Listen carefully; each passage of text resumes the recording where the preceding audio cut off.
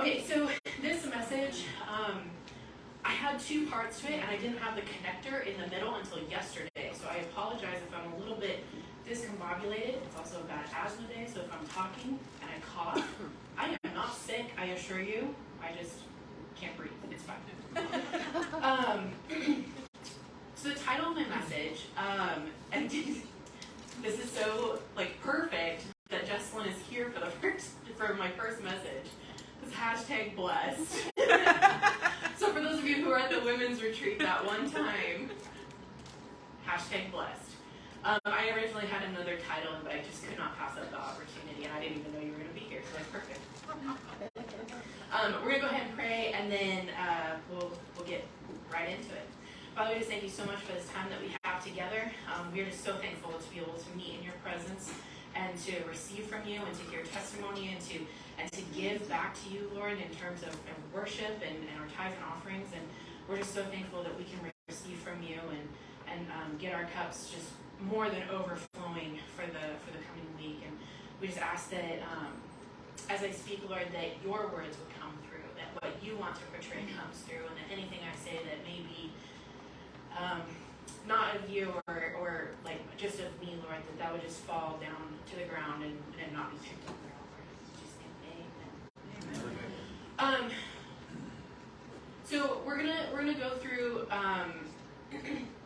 Like I said, there's two parts to this. In Luke 15, there's three parables back to back. You have the parable of the lost sheep. So the shepherd leaves the 99 and goes to seek the lost one sheep.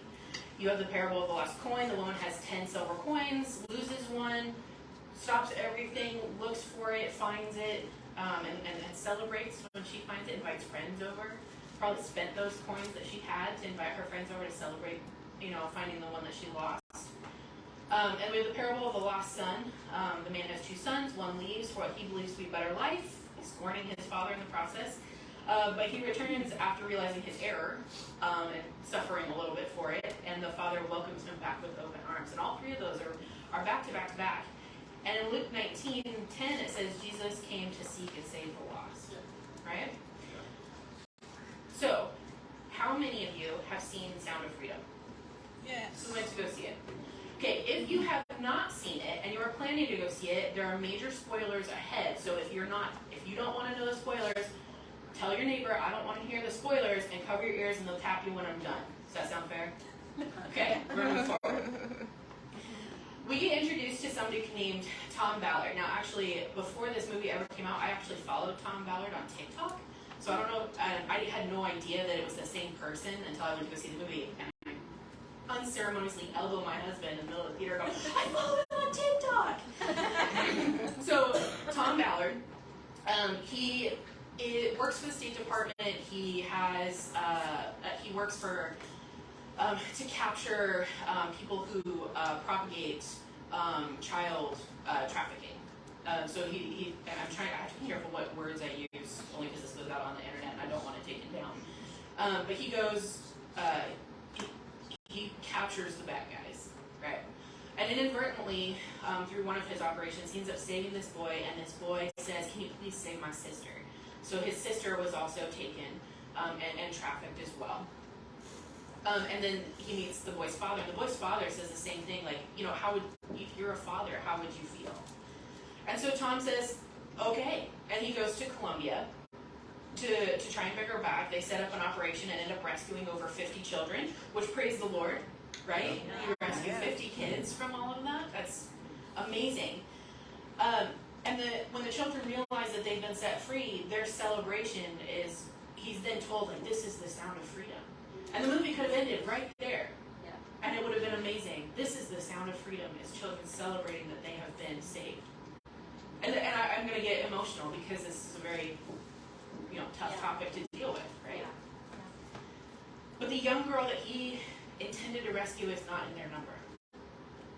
He asks, they look, she's not there. And so he's not satisfied. And he didn't rescue the one that he was after. And so he decides that he's going to go after the one. And while Tom Ballard is not Jesus, the principle is still there. Jesus came to seek and save the lost. finally, he is successful and is able to bring the young girl back from horrors that are unfathomable to most of us. And one of the last scenes in the movie, the young girl is sleeping in a hospital bed and wakens to see her father. And despite the suffering this girl has received at the hands of men, she sees her father's face and smiles and reaches out. There's no fear. She knows she's safe in the hands of her father. And again, I'm sorry, but it's just a beautiful picture. And talk about what it is, standing off to the side and he watches the whole encounter. And for me, this is a picture of Jesus seeking after the one sheep, the one coin, the one son, and bringing them to the Father and watching as, despite what has happened to us, peace and solace are found when facing the Father. That's all I could think of, like, as I'm watching this, like, oh my gosh, it's such a beautiful picture of Jesus coming after us, the one that he's seeking after and bringing us to the Father. But as I walked out of the movie theater with fire in my belly, I could not help but wonder, what about after? This girl has a long road ahead of her. Sure, this time she's not startled out of her sleep by her father or brother, but she has months, years, and decades of healing ahead of her in her mind, body, and spirit. There will be days she just cannot anything be rational, consolable, fearless, whole, happy. What about after? She has a long road ahead of her, right? As Christians, I think sometimes we focus so hard on the moment of salvation. Should we celebrate that moment? Of course. The Bible says that all of heaven celebrates. Or rejoices, not celebrates, I'm sorry. But what about after? We forget that salvation is walked out daily, monthly, yearly, and in decades. That's right. If not centuries. If some of us are lucky enough. Well, 1 century, how about that? I don't know anybody past the Old Testament who's made it past like 120. There is much to heal from, much to learn, much to grow in.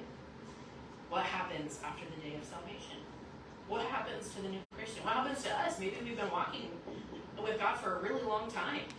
I mean, thinking back, I've been a Christian for 30 years. And I'm what about after? I'm still in the what about after. Luckily, in Matthew, Jesus lays out what we should do.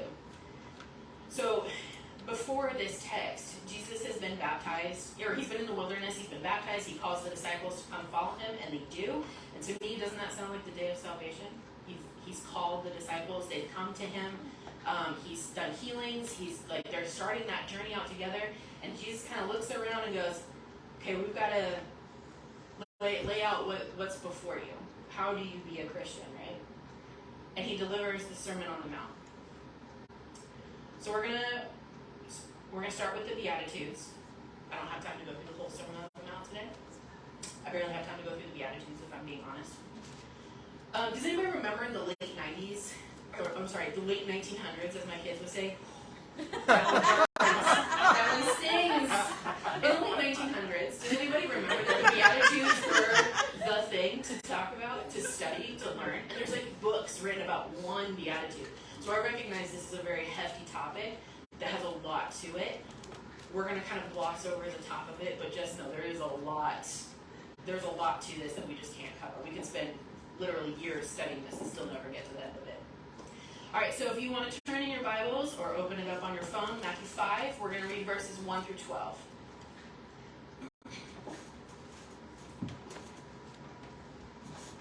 Now when Jesus saw the crowds, he went up on a mountainside and sat down. His disciples came to him and he began to teach them. He said, "Blessed are the poor in spirit, for theirs is the kingdom of heaven. Blessed are those who mourn, for they will be comforted. Blessed are the meek, for they will inherit the earth. Blessed are those who hunger and thirst for righteousness, for they will be filled. Blessed are the merciful, for they will be shown mercy. Blessed are the pure in heart, for they will see God. Blessed are the peacemakers, for they will be called children of God. Blessed are those who are persecuted because of righteousness, for theirs is the kingdom of heaven. Blessed are you when people insult you, persecute, and falsely say all kinds of evil against you because of me. Rejoice and be glad, because great is your reward in heaven. For in the same way they persecuted the prophets who were before you." Now again, we could spend months going through this, but does anybody recognize how radical, earth-shattering, topsy-turvy this is? This goes against probably everything that the world would say we should be, right? Everything, or that a human should be. It goes against all of that.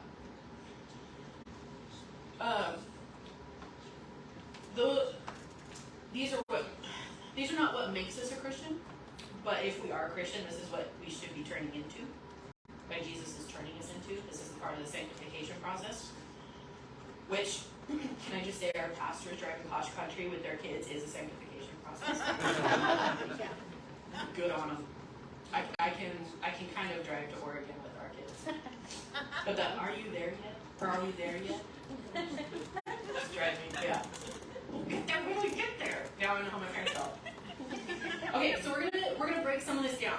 So for me, words matter, right? So if I say drips, what do you think of? Huh? A sauce? Of water? Drips of water? Money? Drips. Coffee. Coffee. Coffee. Drip. Yes. From your mouth to God's ears. What? Anything else? Okay, did you guys know that drips now means that you have really nice clothes on? No. So words matter. So words used in one context and in another changes the entire meaning. Like if I went up to you and say, and you didn't know that it meant nice clothes, and I was like, you're dripping today. Well, what does that mean? Did I accidentally wet my pants? No, you got nice clothes. Words matter, right? And the context in which they're used. So this is why this is important. So let's start with blessed. It's the most common used word in this passage. When I say the word blessed, what do you think of? It's not a trick question. God's providence or God's providence. God's blessing. God's blessing. Heavenly. Heavenly. Favor. Favor. Oh, so this can be translated, it has been translated one of two ways. Happy is the other one. Or fortunate. Okay?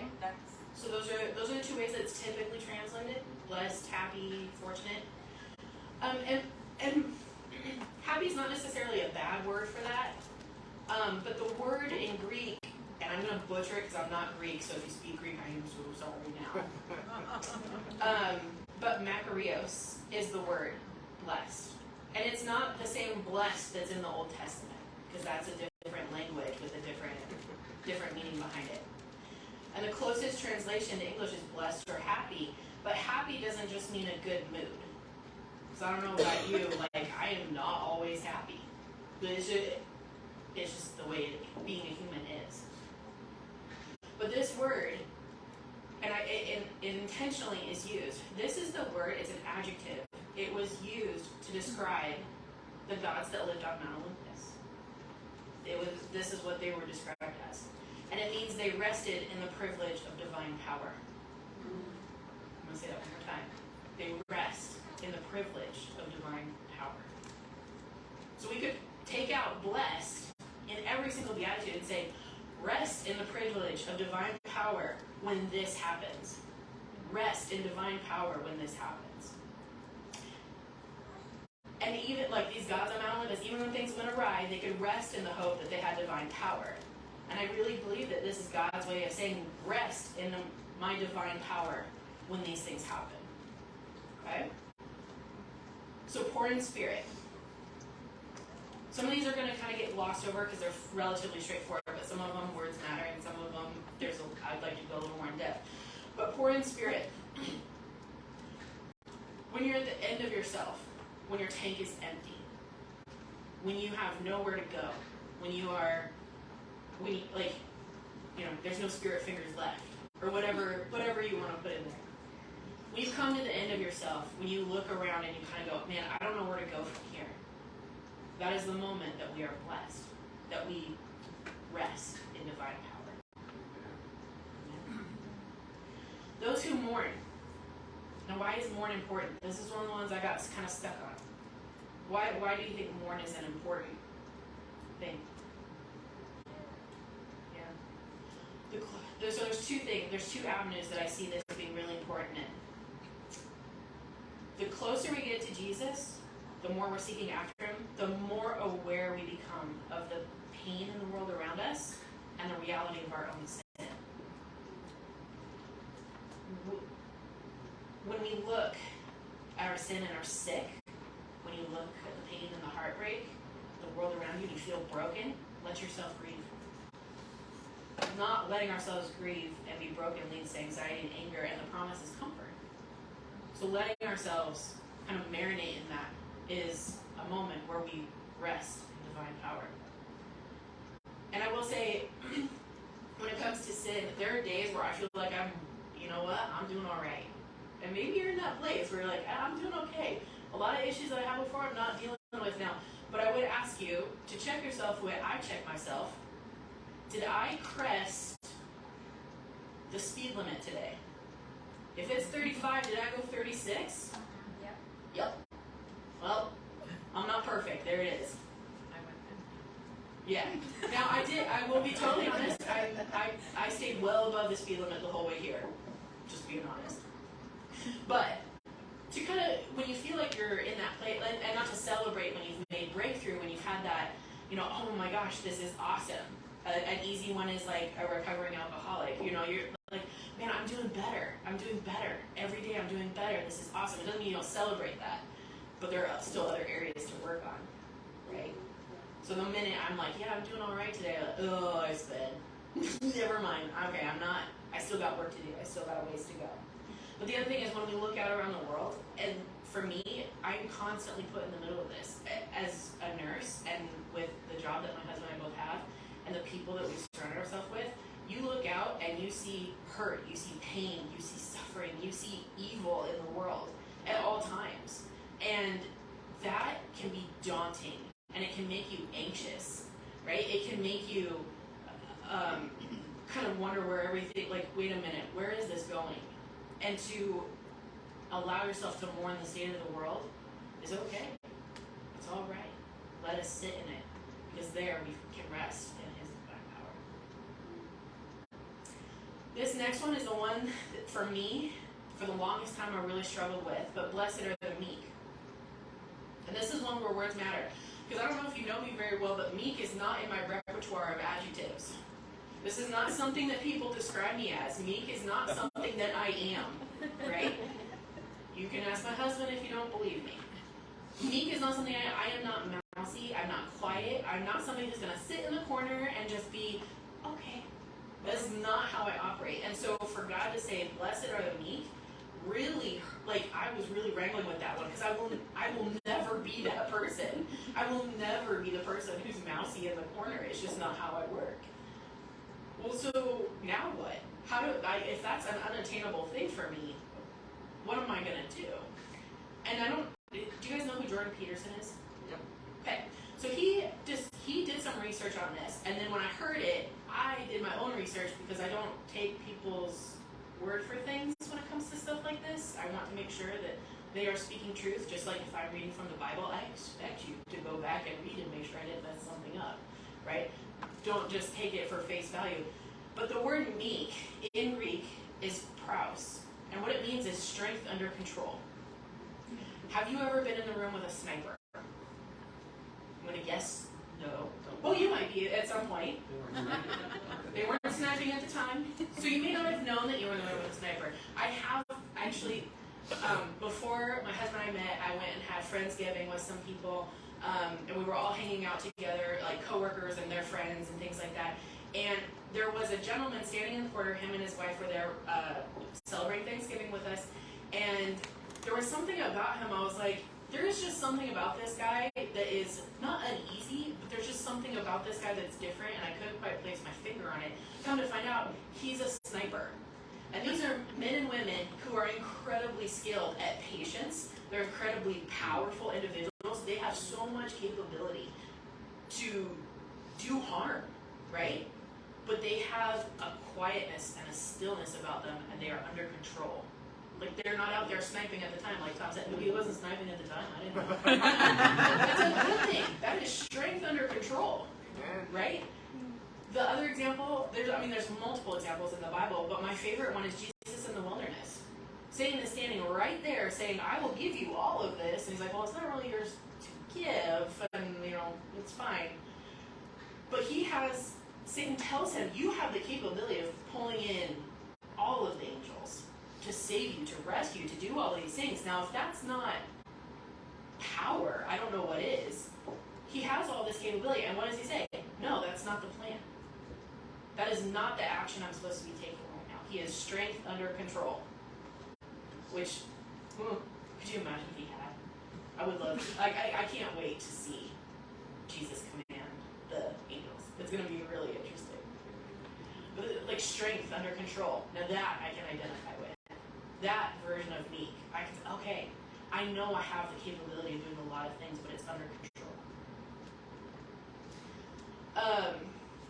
Hunger and thirst for righteousness is the next one.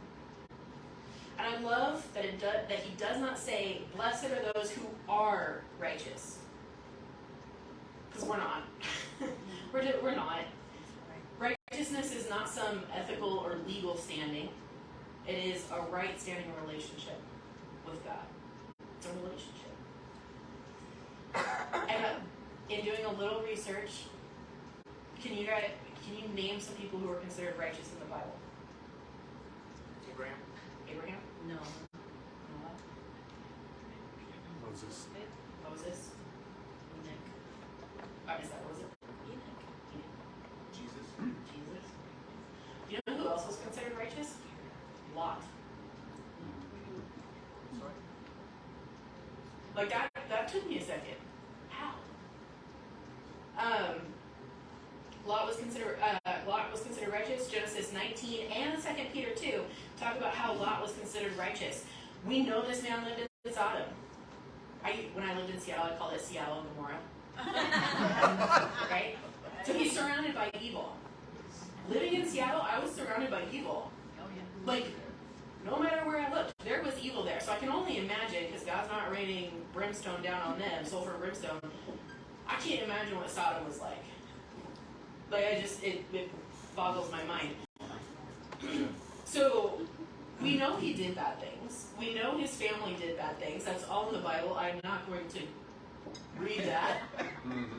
But we know he did bad things. He is still considered righteous because of his relationship with both Abraham and God. He trusted God. And through Abraham, he was also considered righteous. So that tells me righteousness is also this relationship as well as this relationship.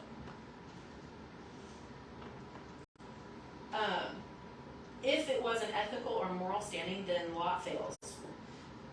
We can live in a sinful place and have sin in our life and still hunger and thirst for a right relationship with God and trust that. Yeah. Psalm 42, as the deer pants for the water, so my soul longs for you. And there's actually a really interesting study on deer and how they react to water, or how they seek after water. So this, David writing this knew some things about deer, and it's just absolutely phenomenal. But they will seek after water, and they hunger and they thirst for it. He is our God. We are his people. We hunger and thirst for a relationship with him and his people, and in doing so, we start to move away from sin, from the old way of doing things, and we can rest in the divine power of him pulling us into a right relationship with him. Merciful. This one, for me, is let he who is without sin cast the first stone. Do we extend mercy that has been extended to us, or do we meet people with condemnation, judgment, and mockery? For new Christians, for a baby, when the baby first starts walking, do we celebrate the steps or do we mock the fall? No, we're so excited. They don't even have to walk. They just let go of the coffee table. We're like, yes! Right? Yeah. And then they fall on their bum and oh, bummer, dude. All right, get back up. Here we go. And so to be merciful is to extend the mercy that's been extended to us to new Christians, but also to Christians who have been here for a really long time. 30 years, I'm still messing up. I look back at what I've done and what will happen, because I will continue to sin because I'm a flawed human. that I would want that mercy extended to me, and we need to be extending it to others. We need to celebrate the steps and not the fall.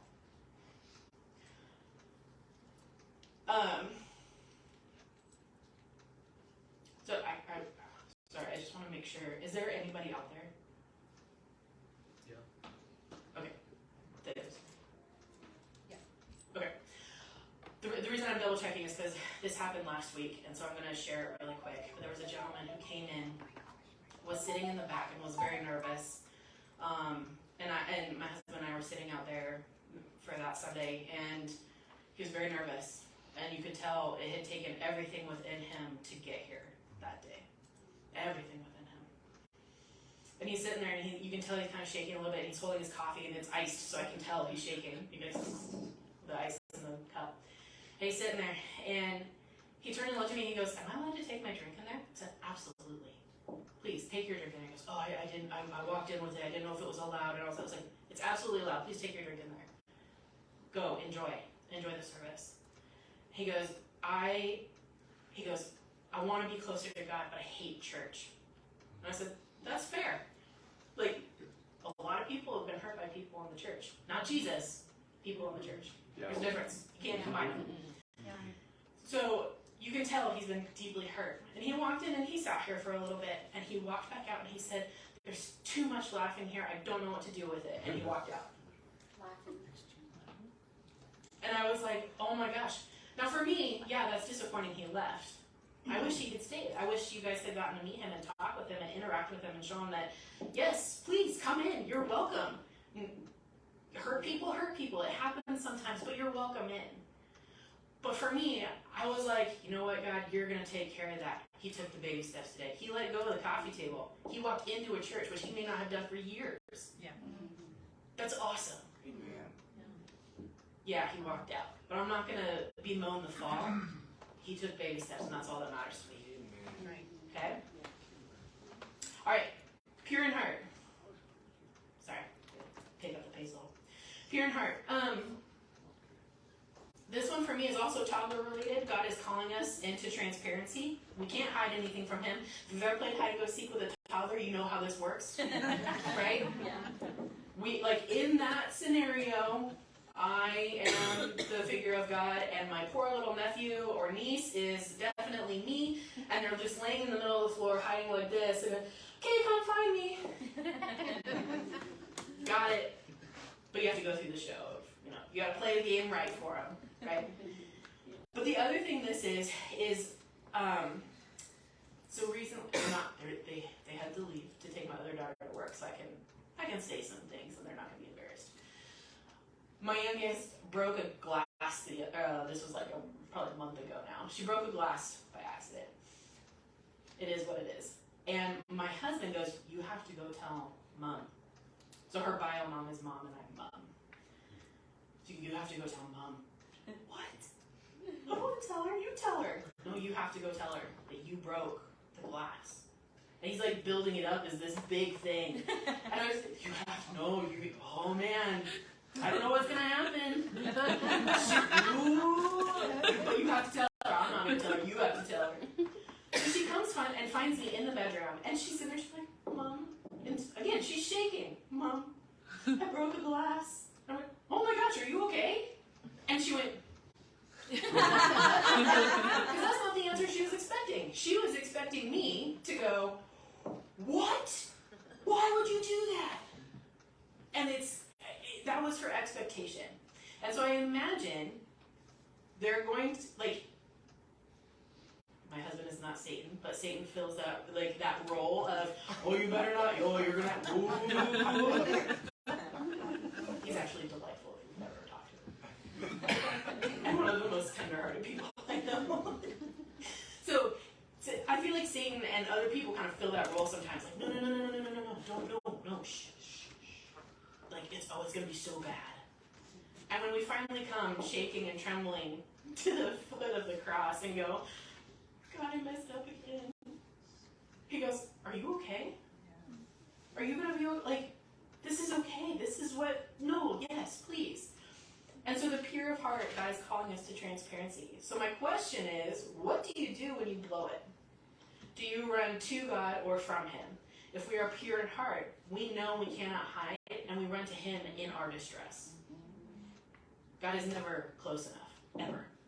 And He may ask us sometimes, am I too close? Like, no, you are never close enough, God, ever. We should constantly be trying to close that gap and seeking after Him. All right, peacemakers. Do we see violence and destruction around us? Yeah. Oh yeah. Are people angry around us? There's a lot of, so I apologize if someone's named Karen, but there's a lot of Karens out there. Right? The ones who get really mad at managers and throw things. Can we all agree that our world has chosen to live like there is no God? Yeah. Crazy. It's crazy. It absolutely is crazy. He does not say be peace seekers. He does not say be peace lovers. You and I, touched by the gospel, will be peacemakers. Amen. Ephesians 6:15, and with your feet fitted with the readiness that comes from the gospel of peace. Part of the armor of God. Where we walk brings peace with us. Another story, another example.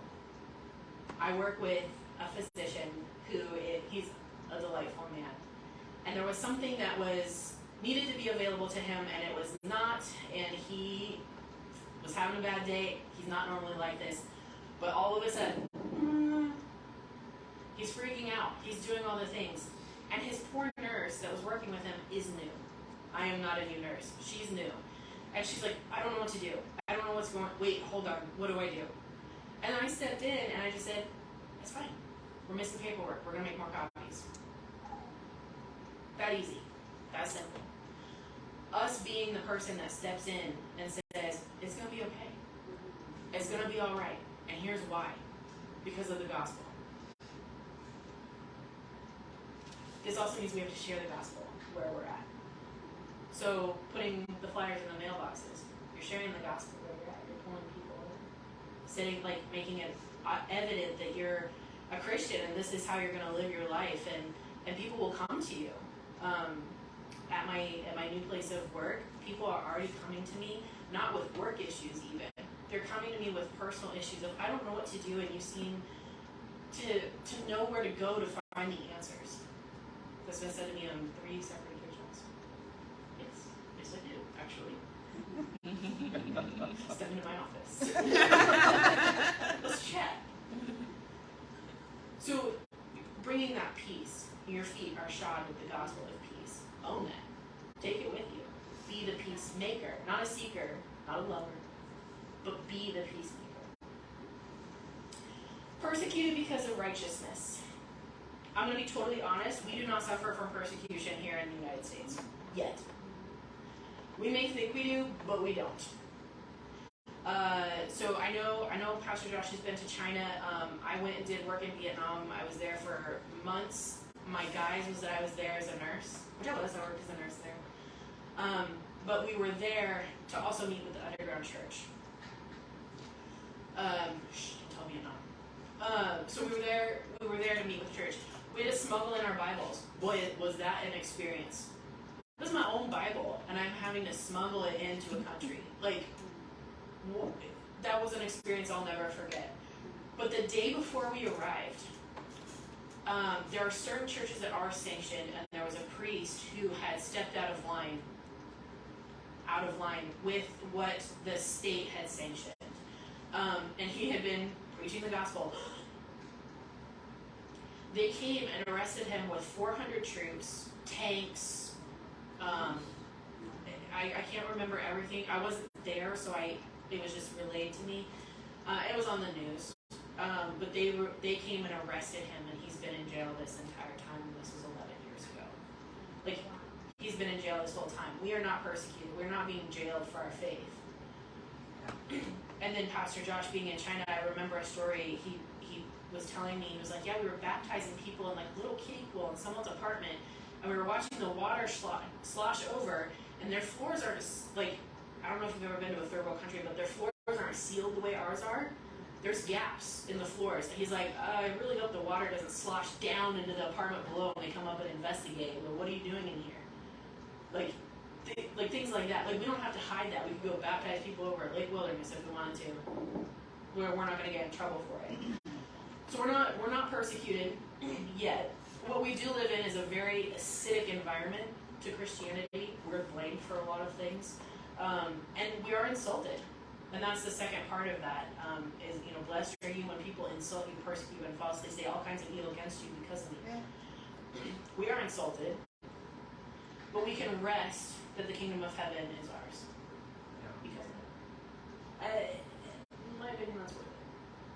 You know, I can take a little heat in the kitchen down here if it means I get to participate in the feast later on. That's right. So resting in divine power. We talked about what after. As we take on these attributes, we can rest in divine power. There will be good days and bad days, but when we are at what the world considers our weakest, we are resting in divine power. This will not happen right away. There's a lot of these that I'm still dealing with. Actually, all of them, if I'm being totally honest. All of these I'm still striving for, because my initial reaction is not always to restrain myself or to mourn, because the world told me I shouldn't. It's all of these things. This won't happen right away, but when we have made progress, we cannot judge those who are just starting out on their journey. Again, we don't mock the fall, we celebrate the steps. We can celebrate the lost sheep, we can celebrate the 1 coin, and we can celebrate the prodigal son. We can remember when we too first saw the face of our Father because of Jesus. And we can be backwards from the world because we can rest in divine power. That's right. So, I'm going to reread this. You don't have to put it up if you don't want to, but you can. But I'm going to replace blessed with rest in divine power. And then we'll be done. Resting in divine power are the poor in spirit, for theirs is the kingdom of heaven. Resting in divine power are those who mourn, for they will be comforted. Resting in divine power are the meek, for they will inherit the earth. Resting in divine power are those who hunger and thirst for righteousness, for they will be filled. Resting in divine power are the merciful, for they will be shown mercy. Resting in divine power are the pure in heart, for they will see God. Resting in divine power are the peacemakers, for they will be called children of God. Resting in divine power are those who are persecuted because of righteousness, for theirs is the kingdom of heaven. Resting in divine power are you when people insult you, persecute you, and falsely say all kinds of evil against you because of me. Rejoice and be glad, because great is your reward in heaven, for in the same way they are persecuted the prophets. For in the same way they persecuted the prophets who were before you.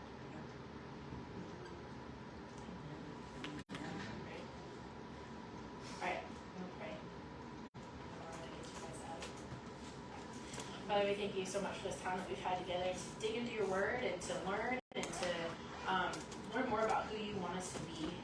And Father, we just thank you so much that we can rest in your divine power through all of these things. That when we feel like we're at our weakest, we're struggling, we're having problems, we're grieving, we're seeking after you, we're doing all of these things, at that very moment is when your divine power takes over and we can rest in that fact. We just thank you for everything that you've done for us. We thank you for sending your son so that we can see the face of the Father. We thank you for coming after us, the one lost sheep, the 1 coin, the prodigal son. Lord, you came after us, and we're so thankful and so just indebted to you for that, Lord, that you came and you sought us out and you saved us from everything. And we're just so thankful for that. Lord, I just ask that everyone here would just rest in your divine power this week, Lord, that they would go forward and that they would allow themselves that comfort, that we can just sit and marinate in your divine power, Lord, that is there for us to catch us when we're at our weakest. We just thank you for everything. In Jesus' name, amen.